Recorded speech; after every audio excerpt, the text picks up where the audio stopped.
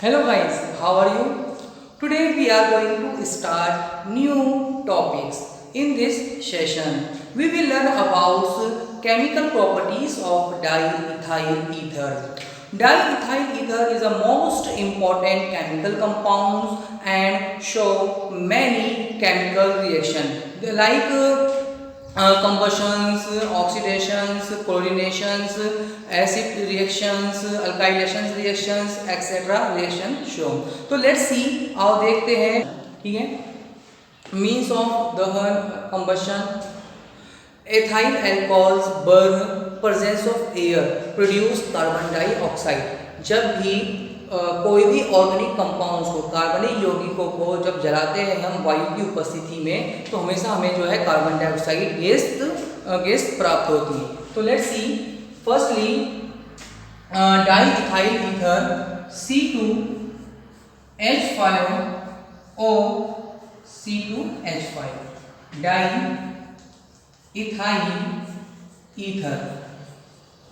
Diethyl ether burn presence of oxygen. ठीक है. Presence of oxygen के बीच क्या कर रहे हैं अपन? बर्न कर रहे हैं, हीट कर रहे हैं. इसको क्या कर रहे हैं अपन? हीट कर रहे हैं, गर्म कर रहे हैं. तो हम क्या मिलेगा? ऑलवेज कार्बन डाइऑक्साइड गैस मिलती है. तो CO2 प्लस जो है और कुछ क्वांटिटी में जो है वेपर निकलती है. ठीक है. वेपर, वाटर वेपर से निकलती है, जल वाष्प निकलती है. तो water molecule H2. Ratio balance करना है. कार्बन कितने यहाँ पर? 2 and 2, 4 कार्बन है तो 4. ठीक है. बैलेंस करना है. ऑक्सीजन को भी बैलेंस करना है यहाँ पर. तो 6 टाइम आप ध्यान दोगे तो आपको मिलेगा यहाँ पर 5H2O. ठीक है. तो टोटल बैलेंस रिएक्शन मीन्स यहाँ पर यह है कि आपको जो है कार्बन डाइऑक्साइड मिलती. कोई भी ऑर्गेनिक कंपाउंड को आप बर्न करते हो तो कार्बन डाइऑक्साइड मिलती है. सेकेंड प्रॉपर्टीज जो होती है वो होती है ऑक्सीडेशन. क्या बनता है इससे? ऑक्सीकरण होने पर पर ऑक्साइड का फॉर्मेशन होता है. इथाइल पर ऑक्साइड का होता है, बनता है. Let's see. Firstly CH3CH2O CH2CH3. ठीक है. मीन्स यहाँ पर ऑक्सीडेशन हो रहा है. प्रेजेंस ऑफ ऑक्सीजन एयर के प्रेजेंस में क्या हो रहा है? ऑक्सीडेशन हो रहा है. तो formation of ethyl alcohols react oxygens gives out ethyl peroxide. अब यहाँ पर जो है H है तो ये बॉन्ड क्या होगा? ब्रेक होगा और ये 2 ऑक्सीजन आकर यहाँ पर क्या होगी? ऐड होगी. तो कुछ इस प्रकार जो बनेगा CH3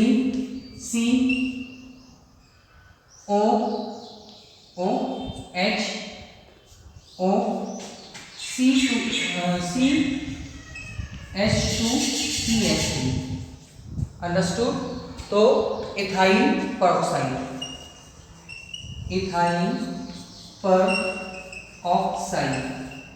ठीक है. एक और नाम हो सकता है इसका 1-इथॉक्सी इथाइल पेरोक्साइड. ठीक है. तो एक और नाम भी इसका हो सकता है. तो यहाँ पर एक नया कंपाउंड बना, इसका नाम है इथाइल पेरोक्साइड. ठीक है. CH3CHOOH और ये जो है ये बॉन्ड क्या बोला जाता है? पेरोक्साइड बॉन्ड बोला जाता है. अंडरस्टूड. थर्ड रिएक्शन है अपन रिडक्शन मीन्स अपचयन. रिडक्शन एंड अपचयन. हम जो है इथाइल अल्कोहल का रिडक्शन करते हैं presence of red phosphorus and HI के प्रेजेंस में. रेड फॉस्फोरस और HI के प्रेजेंस में जब हम रिएक्शन करते हैं तो हमको जो है क्या कंपाउंड मिलता है? एथेन कंपाउंड हमको मिलता है. Let's see.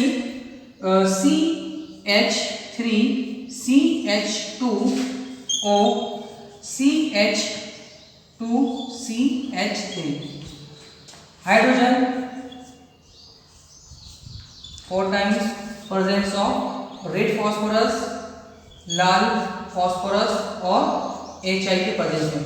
ठीक है, तो इनकी रिएक्शन से क्या होंगी, नेसेंट हाइड्रोजन प्रोड्यूस होंगी, मतलब जो है नवजात हाइड्रोजन गैस बाहर निकलती है और क्या बनता है, एथेन बनता है। तो फर्स्टली यहाँ पर H, ये जो हमारे पास में जो 4H है उनका यूज कहाँ हो रहा है, यहाँ पर रिडक्शन मीन्स होता है कि हाइड्रोजन का ऐड होना।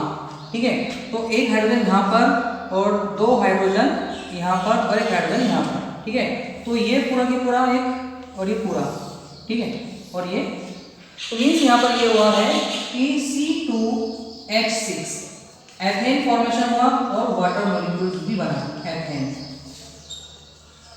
अंडरस्टूड। तो इसमें जो है एथेन का फॉर्मेशन हो रहा है।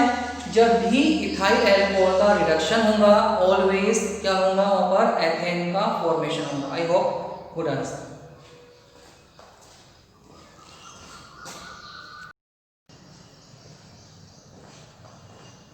स्टूडेंट्स जो है नेक्स्ट जो केमिकल प्रॉपर्टीज है वो है आपकी सल्फ्यूरिक एसिड से। ठीक है, रिएक्शन विद सल्फ्यूरिक एसिड मतलब सल्फ्यूरिक अम्ल से अभिक्रिया किसकी, डाई इथाइल ईथर की। तो डाई इथाइल ईथर की अभिक्रिया सल्फ्यूरिक अम्ल से करेंगे तो अपन जो है 3 मीडियम को उसमें अपन इंक्लूड कर रहे हैं इसके अंदर। फर्स्टली हम देखेंगे कोल्ड मीडियम। यदि हमने सल्फ्यूरिक अम्ल को कोल्ड रखा है तो क्या बनेगा, यदि हमने सल्फ्यूरिक अम्ल को डाइल्यूट या तनु रखा है तो क्या बनेगा, और हमने जो है सल्फ्यूरिक अम्ल को जो है कंसंट्रेट या सांद्र रखा तो कौन सा उत्पाद का निर्माण होता है। लेट्स सी, आओ देखें इसको। तो फर्स्टली हम बात करेंगे यहाँ पर फर्स्टली हम बात करेंगे कोल्ड मीडियम की। तो कोल्ड मीडियम के अंदर जो है C2H5 बॉन्ड O C2H5 ये है ether, di ethyl ether react with, जो हम बात कर रहे हैं यहाँ पर कोल्ड मीडियम में, मीन्स यहाँ पर ये है कि हमने जो है यहाँ पर सल्फ्यूरिक अम्ल लिया है कोल्ड मीडियम के अंदर, तो एक सॉल्ट का फॉर्मेशन करेगा ठंडे माध्यम में। ठीक है, कोल्ड मीडियम। अंडरस्टूड। तो यहाँ से जो है इसके पास में क्या है, लोन पेयर इलेक्ट्रॉन है। क्या है इसके पास में, लोन पेयर इलेक्ट्रॉन है। यहाँ से जो है H इस फॉर्म के अंदर आ जाता है, वो आता है पार्शियली पॉजिटिव और ये पार्शियली नेगेटिव। बॉन्ड ब्रेक होगा तो H के पास में एक भी इलेक्ट्रॉन नहीं है, तो ऑक्सीजन क्या करेगा, उसको इलेक्ट्रॉन प्रोवाइड करेगा और उससे बॉन्डिंग कर देगा। तो ये बॉन्ड का फॉर्मेशन कर रहा है और एक सॉल्ट बन रहा है C2H5 2 time OH and HSO4 positive charge and negative charge. Means यहाँ पर यह है कि di ethyl ethers react with sulfuric acid in cold medium, produce a salt, this name diethyl oxonium hydrogen sulfate।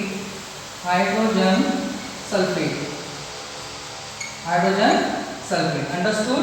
तो means यहाँ पर है कि यदि आपने जब भी एथिल अल्कोहल इथाइल ईथर की आपने अभिक्रिया किया है जिससे सल्फ्यूरिक अम्ल से, तो क्या बनेगा, di ethyl oxonium hydrogen sulphate बनेगा।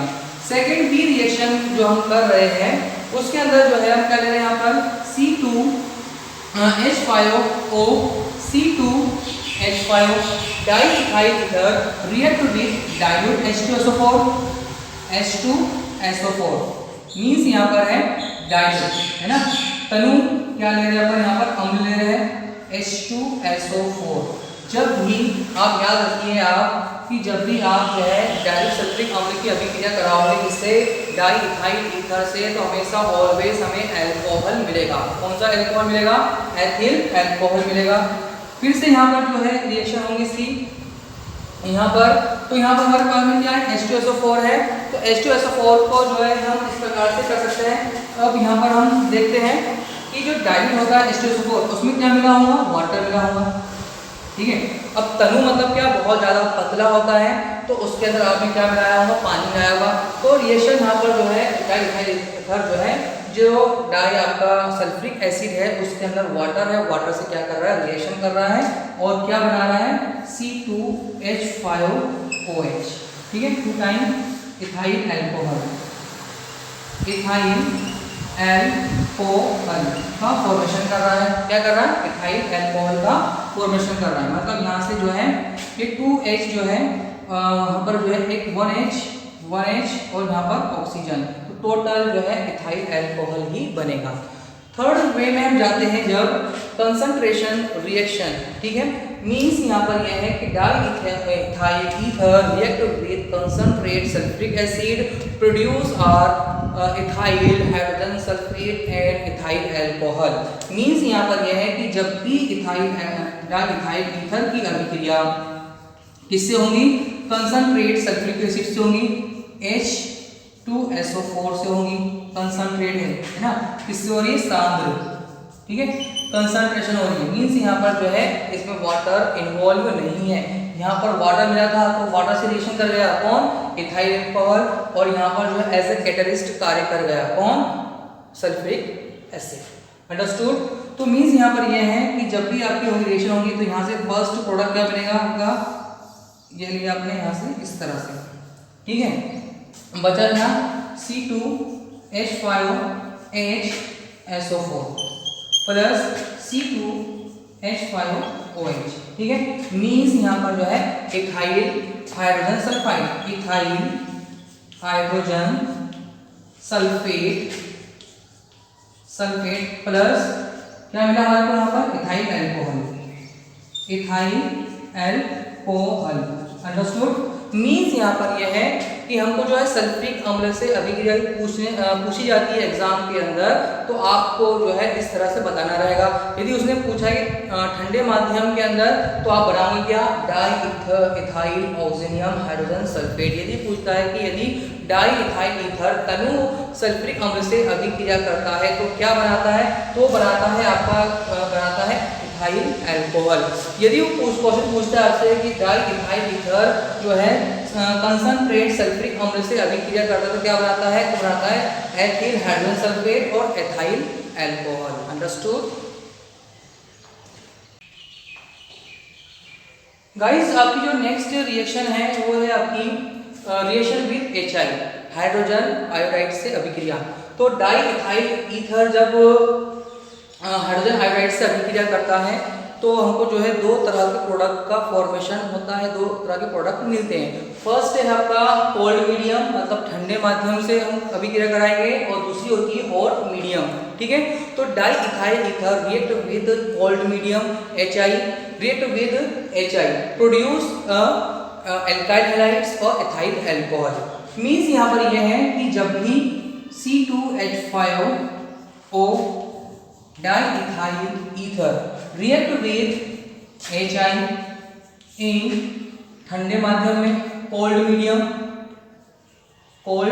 Medium, understood. तो फॉर्म क्या करेगा, ये फॉर्म करेगा, बनाएगा क्या, ये बनाएगा आपका इथाइल अल्कोहल और इथाइल आयोडाइड फॉर्मेशन करेगा। Check this reaction. फर्स्टली हम बात करेंगे यहाँ पर H और यहाँ पर H, इतना प्रोडक्ट बना और इतना प्रोडक्ट का फॉर्मेशन। तो C2H5OH प्लस C2H5I, ठीक है, इथाइल अल्कोहल और इथाइल आयोडाइड। अंडरस्टूड। मींस यहाँ पर यह है कि यदि आपने HI की रिएक्शन कोल्ड मीडियम में करे आपने तो आपको क्या मिला, दो प्रोडक्ट मिला, यहाँ पर 2 प्रोडक्ट का फॉर्मेशन हुआ। सेकेंड है यहाँ पर C2H5O C2H5, ये एक्सेस में रहेगा। इस कंडीशन में क्या रहेगा, एक्सेस में कौन रहेगा, अधिक्य में कौन रहेगा, डाई इथाइल रहेगा, और लेस क्वांटिटी में HI रहेगा। प्लस यहाँ पर HI एक्सेस अधिक्य में रहेगा, ठीक है। तो यहाँ पर 2 टाइम ले रहा है, और हॉट मीडियम गर्म माध्यम में, ठीक है। तो इससे अभिक्रिया करेगा तो हमको क्या मिलेगा, हमको मिलेगा यहाँ पर डाई इथाइल आयोडाइड। मींस यहाँ पर जो है 1 प्रोडक्ट का फॉर्मेशन होगा। मींस यहाँ पर यह है कि जो HI है यहाँ पर क्या होंगे, यहाँ पर HHII मीन्स यहाँ पर जो है वाटर मॉलिक्यूल्स निकलेगा और C2Hi 2 time plus water molecule. Understood?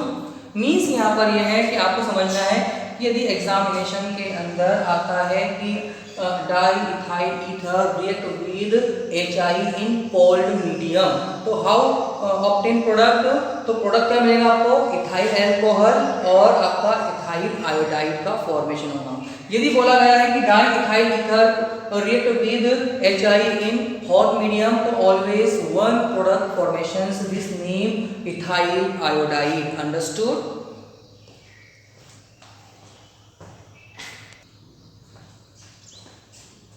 Guys next reaction आपकी है क्लोरीन से रिएक्शन।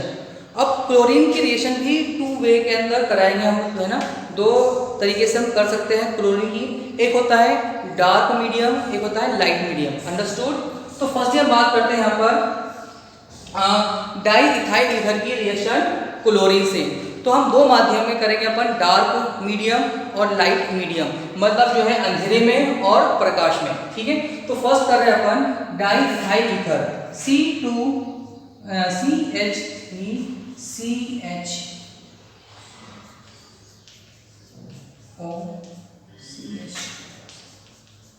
Di ethyl ether. ठीक है, उसको मैं जो है स्ट्रक्चर फॉर्म में लिखने कर रहा हूँ ताकि आपको इजी रहे। Plus Cl2 presence of dark या अंधेरे में। ठीक है, अंधेरे में हो रही है। ठीक है, तो रीजन कौन सी आपकी? क्लोरीनेशन, मतलब क्लोरीन का ऐड होना। ठीक है, तो यहाँ से जो है एक H और एक Cl क्या होंगे? बाहर निकलेंगे, माइनस HCl बना क्या? CH3 CH and ClO CH2 CH3। Understood? Minus HCl means यहाँ पर यह है कि di ethyl ether react with chlorine in dark medium produce a new compound this name ethoxy chloroethane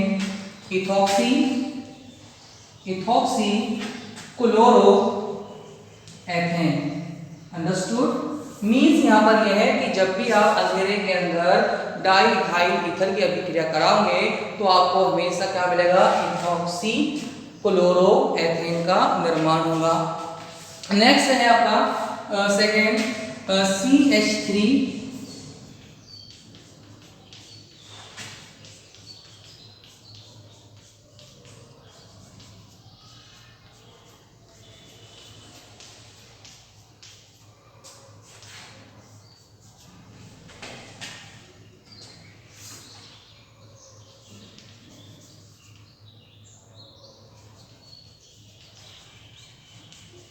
next अभिक्रिया आपकी सूर्य प्रकाश में। तो अब मैंने जो है इसका स्ट्रक्चरल फॉर्मूला लिख दिया हूँ डाई इथाइल ईथर का। ठीक है, टोटल 5 हाइड्रोजन इस साइड में है, टोटल 5 हाइड्रोजन इस साइड में, तो टोटल 10 हाइड्रोजन है। तो यहाँ पर क्या हो रहा है? क्लोरीनीकरण हो रहा है। ठीक है, क्लोरीन का जुड़ना। तो कितने जुड़ेंगे? यहाँ से जो है पूरे के पूरे हाइड्रोजन बाहर, यहाँ से पूरे के पूरे हाइड्रोजन बाहर, यहाँ से बाहर। ठीक है, और 10 हाइड्रोजन अंदर क्लोरीन और। ठीक है, तो मीन्स बना के यहाँ पर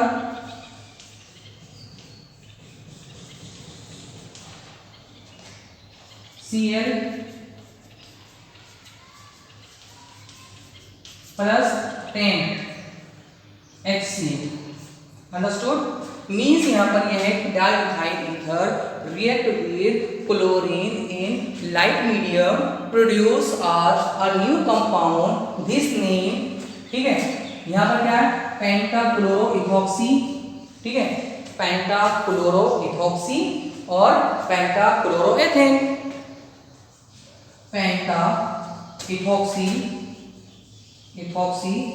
ठीक है, पेंटाक्लोरोइथॉक्सी पेंटाक्लोरोएथेन। अंडरस्टूड? मीन्स यहाँ पर यह है कि 5 क्लोरीन उस साइड में है और 5 इस साइड में, तो नाम करेगा पेंटाक्लोरोइथॉक्सी। क्या बोलेंगे इसको अपन? इथॉक्सी बोलेंगे अपन। कार्बन के बेसिस पे क्या होता है? नोमेनक्लेचर होता है, तो इथॉक्सी तो बोलना ही है इसको। तो पेंटाक्लोरो इथॉक्सी, फिर पेंटाक्लोरो एथेन, अंडरस्टूड।